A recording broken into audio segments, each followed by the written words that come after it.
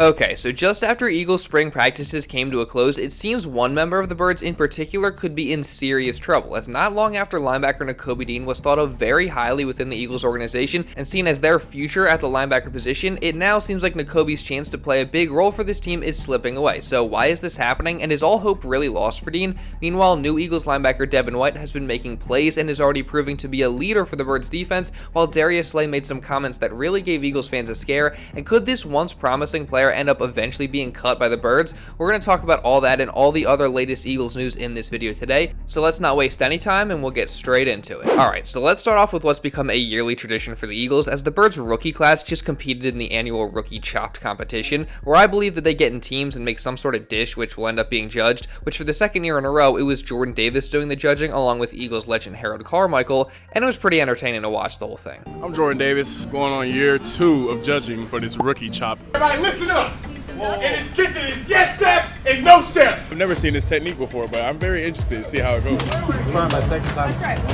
Ever. A little mozzarella action. That's Parmesan. We're not gonna talk about that. 3, 2, 1, Get you a little bit of everything. Johnny over there saying get you a pepper. That's the only thing he did. Let me shake y'all's hand first. Thank y'all for judging. That's not gonna help. Very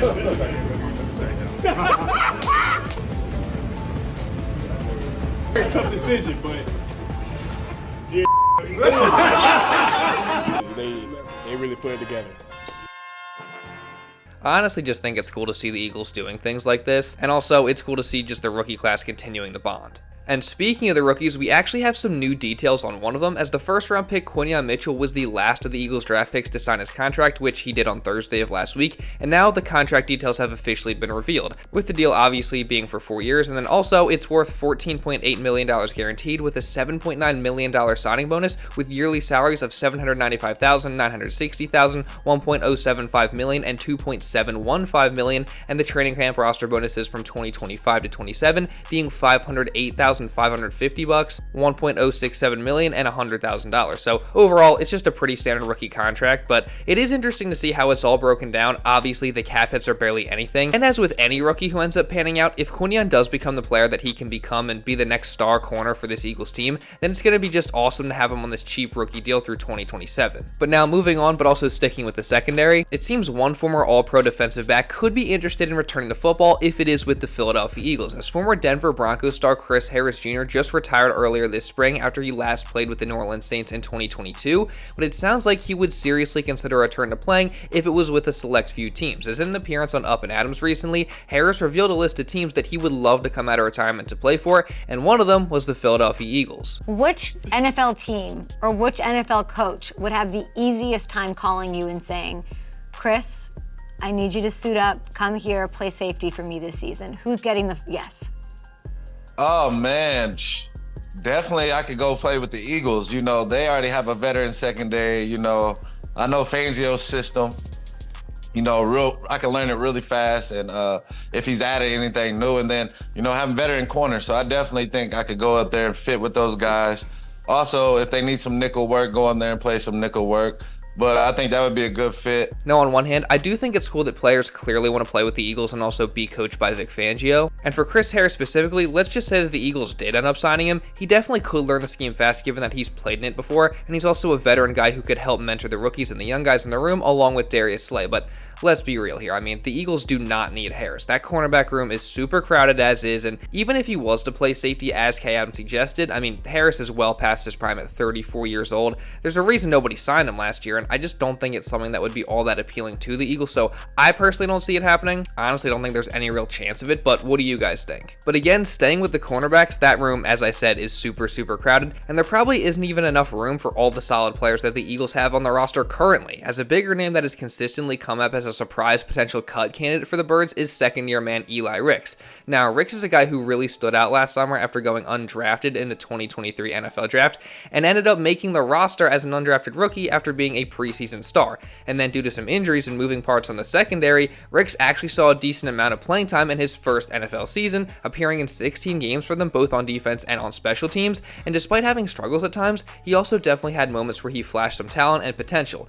But now this offseason, the Birds have obviously added a lot more depth at the cornerback position with the 2 new rookies and Isaiah Rodgers being back from suspension, and due to this, it seems like Ricks could end up being the odd man out at cornerback. So the Birds currently have 15 corners on this roster, with many of them being listed ahead of Ricks on the depth chart, and that could be seen during OTAs and minicamp, where he wasn't really talked about at all, him apparently garnering mainly 3rd and 4th team reps, while also not looking the best. So Eli Ricks could definitely be in danger of not making this team, and he's going to have to earn it all again when training camp rolls around. And look, I do like Ricks and the potential that he has, because he had a lot of moments last year where he clearly flashed, so he'd definitely be a tough guy to cut loose, but at the end of the day, you can only keep so many guys, and Ricks is definitely somebody who is on the roster bubble ahead of training camp. But now, continuing to stay with the secondary, we switch our focus to the only locked-in starter that the Eagles have at the cornerback position in Darius Slay, as Slay actually made some really shocking and somewhat scary comments recently regarding the Eagles' iconic Kelly Green jerseys. As in a recent appearance on the Pulp Fiction podcast, Slay seemed to leak the fact that the Eagles would not in fact bring back the Kelly Greens in 2024. Obviously, you've been with the Eagles for a little bit now. Is the best jersey the Kelly Green, or what's the best? What's the best? Kelly Green. Kelly Green. Look right? at Kelly Green. You think they're gonna bring it back next year?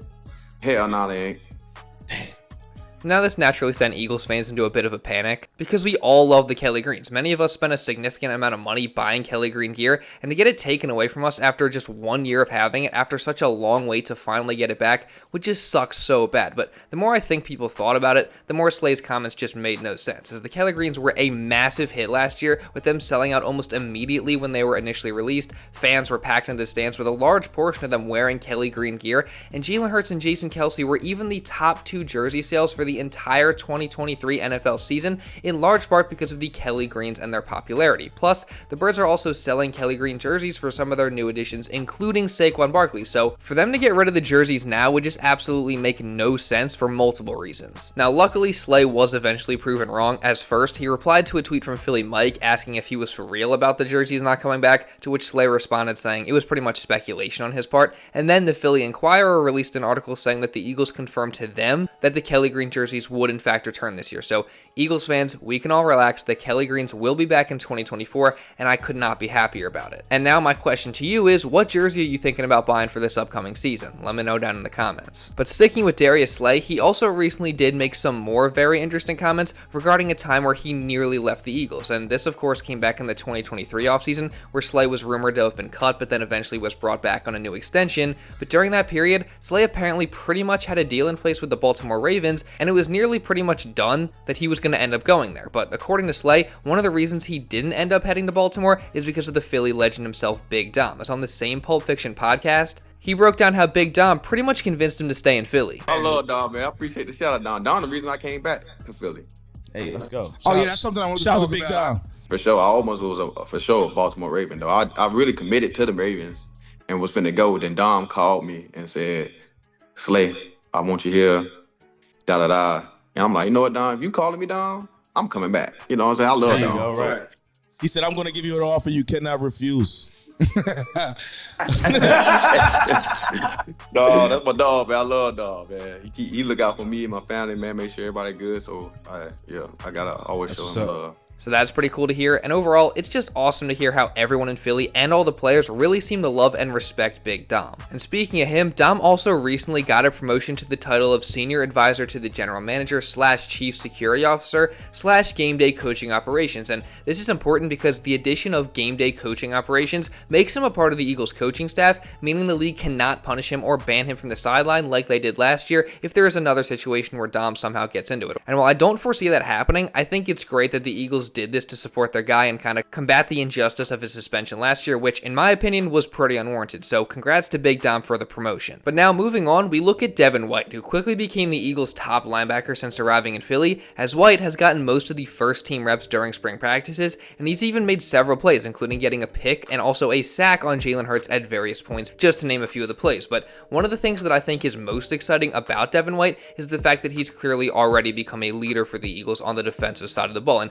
just for the team in general, as not only have we seen him be at the center of some of the competitions the Eagles have had during the offseason, but he also has posted various pictures on IG showing him leading, including this recent one where he can be seen breaking down the team in a huddle. So overall, I just think it's super awesome that White is stepping into a leadership role in his first year with the team. But now, switching over to another Eagles linebacker, we look at Nakobe Dean, who I think has a serious problem, as I think most Eagles fans expected that the starters at linebacker this season would be Devin White and Nakobe Dean, but now after getting a chance to watch OTAs and minicamp, it seems like that may not be the case, as Nakobe Dean mainly took second team reps, while the new addition Zack Baun took first team reps over him most of the time, which would indicate that Baun is the favorite to start over Dean, which really doesn't make much sense to me given the fact that Nakobe is a third-round pick of the Birds from just 2 years ago that just recently had high expectations. And Eagles writer Ruben Frank seems to share my confusion, as in a recent article, he broke the whole situation down saying, quote, "When Zack Baun was taking almost all the first team reps at off-ball linebacker next to Devin White 3 weeks ago at minicamp,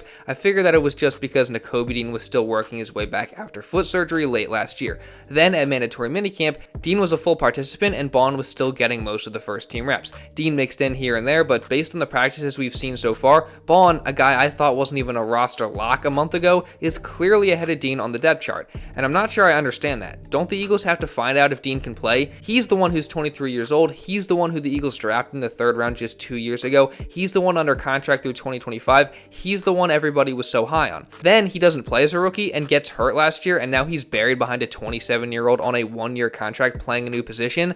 I'm not saying Dean is the answer. I am saying I'd like to see him get at least half the first team snaps just to learn more about him. Maybe once training camp comes around next month, he'll get more run with the ones. We've seen mostly White and Baun, but also a little White and Dean and even some Baun and Dean, but mostly White and Baun.